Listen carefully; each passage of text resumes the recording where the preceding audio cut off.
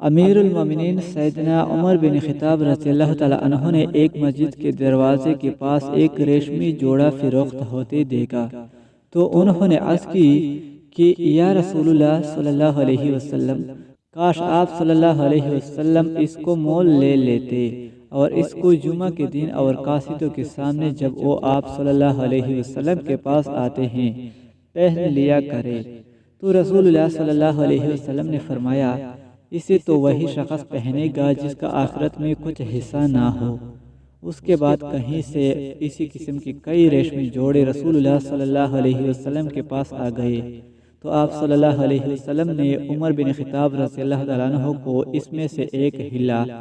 ریشمی جوڑا دے دیا۔